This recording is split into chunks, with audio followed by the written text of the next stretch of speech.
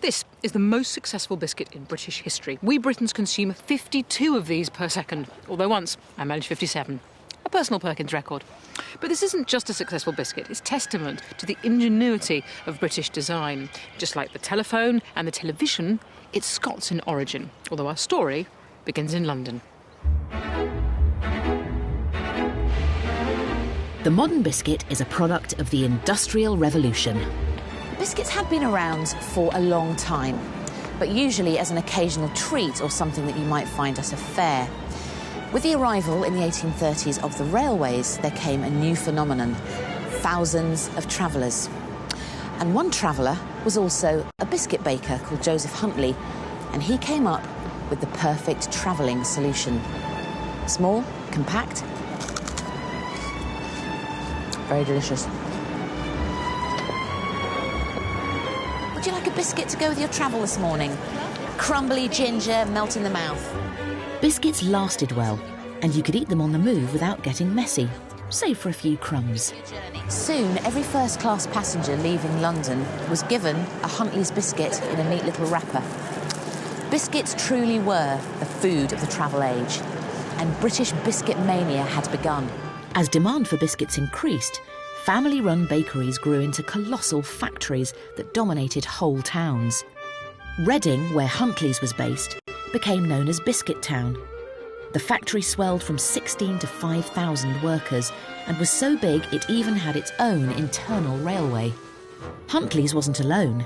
From Peakfreens in Bermondsey to Cars in Carlisle, biscuit factories were opening all over Britain, producing new varieties of biscuits for the burgeoning mass market. So biscuits were hugely popular, and judging by these early catalogues, some of them look rather lovely. Lots of fancy icing here, little twiddly bits, one in the shape of a walnut. Look, there's strangely Mel 48, which is clearly wrong. Obviously it should say Mel 36. But we know from the recipes of these lovely biscuits that actually they would have tasted quite austere. Very low on the fat, very low on the sugar. Mary Berry would not approve.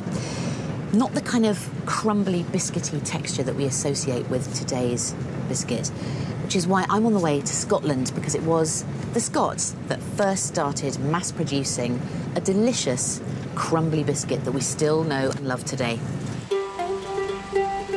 For more than 100 years, the Digestive has been a best-selling accompaniment to the British cup of tea.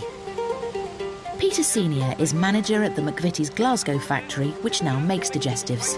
Who invented this? What happened is Robert Price, who owned some shops in Edinburgh, was at the time manufacturing breads, scones, like soft goods. And Alexander Grant, an employee, came along and said, I can do better than that. He came up with the recipe that you now see before you.